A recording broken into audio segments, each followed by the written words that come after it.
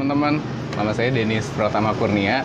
Saya berasal dari Jakarta dan saya juga lahir dari keluarga Katolik yang sederhana. Awalnya emang semuanya juga baik-baik aja gitu. Saya juga di keluarga diajarin untuk berbuat baik, untuk saya juga hormat sama yang lebih tua. Bahkan juga di SD pun saya juga benar-benar dijaga gitu, dalam arti kayak orang tua saya juga ngewanti-wanti, kamu juga harus jadi sukses ya, harus pintar kayak gitu. Terus juga kalau misalnya di sekolah jangan nakal gitu, jangan sampai kamu kayak anak-anak yang lain gitu. Jadi kamu diem aja duduk di situ gitu. Terus juga tapi itu juga ngebuat saya juga sebenarnya nggak bebas. Sampai akhirnya ya udahlah, saya juga jadi kayak gitu. Tapi ternyata masalah nggak sampai situ gitu. Sampai akhirnya hubungan orang tua saya juga rusak gitu. Dan di situ juga jujur awal saya denger itu tuh sedih juga gitu. Maksudnya di satu sisi juga nggak bisa ngapa-ngapain, satu sisi juga saya ingat apa yang orang tua saya ajarin tentang kebaikan, tentang ini, tapi realitanya saya juga ternyata lihat sesuatu yang beda gitu sama orang tua, apa yang orang tua saya juga lakukan gitu, dan itu berbanding terbalik gitu. Dan ujung-ujungnya di situ saya juga berpikir gitu, maksudnya dari kecil juga saya dikasih tahu lah, maksudnya ada Tuhan loh, maksudnya saya diajarin berdoa, dan saya cuman mikirin gitu, Tuhan, kalau misalnya Tuhan ada kok keadaan kok kayak gini gitu. Dan saya juga berpikir di Katolik itu ada namanya putra altar, saya juga ikutan setiap apa yang kegiatan rohani lah saya ikutan gitu. Dan sampai saya juga berpikir kayak mungkin kalau saya lakuin kegiatan itu, saya akan Tuhan lihat itu gitu. Saya juga berpikir kayak saya harus ngambil keputusan nih dalam pikiran saya, kayak saya mau ikut orang tua saya untuk saya juga nakal sekalian, atau saya tetap hadapi gitu. Maksudnya ya saya nggak mau seperti mereka gitu. Dan sampai akhirnya saya ya nggak mau sama kayak mereka gitu. Makin berjalan waktu, maksudnya setelah lulus SMA gitu, saya memutuskan untuk kerja dulu gitu dibanding kuliah. Sebenarnya bukan nggak mau langsung lanjut ke kuliah ya, tapi orang tua saya juga daftarin saya ke tempat kuliah yang saya minder lah untuk masuk ke situ gitu. Jadi saya mutusin buat ya udahlah, saya masuk ke dunia kerja dulu untuk saya ya bisa nyari alasan lah gitu, nyari alasan dan nyari pengalaman untuk saya juga ya mau ngerasain lah gimana sih dunia kerja gitu. Tapi ternyata saya anggap apa yang saya lakuin itu aman-aman aja gitu.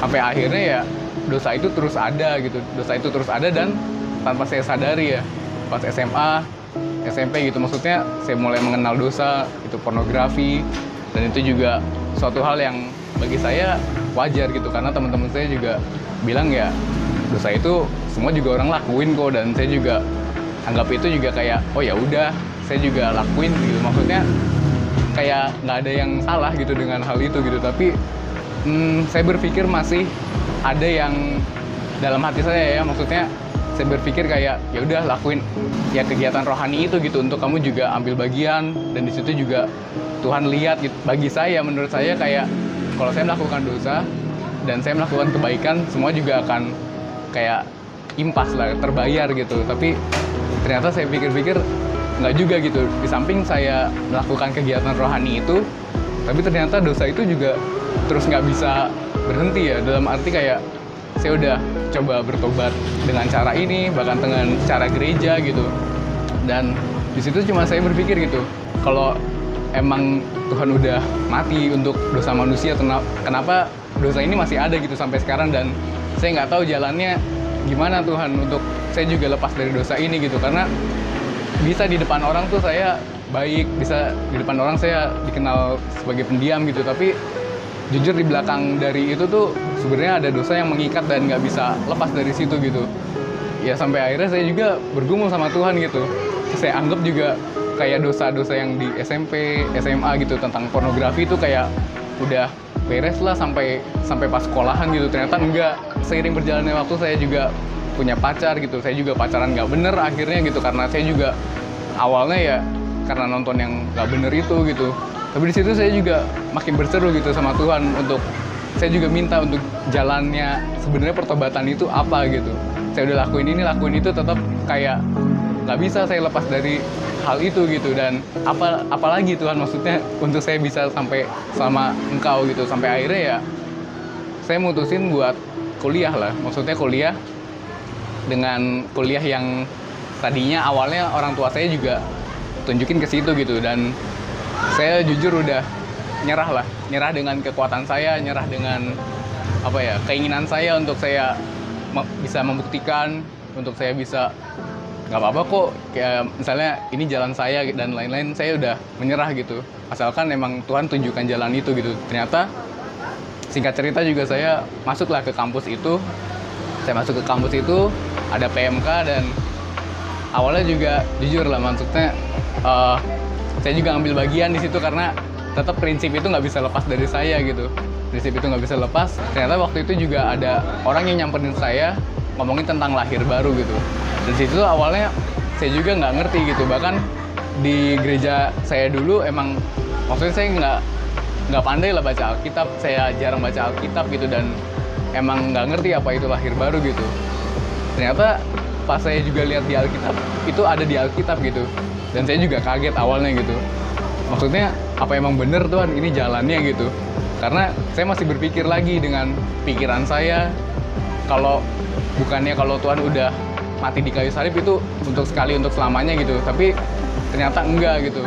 Kita juga harus ambil bagian di situ gitu. Dan saya juga berpikir ya, maksudnya nggak langsung saat itu juga saya menerima hal itu, tapi apa yang dulu juga udah dibangun dari kecil, yang penting kamu gereja aja seminggu sekali, yang penting kamu juga ambil bagian gitu untuk kamu juga bisa melayani di situ gitu. Tapi ujung-ujungnya semua juga kayak capek gitu, karena kayak nggak ada hasilnya gitu.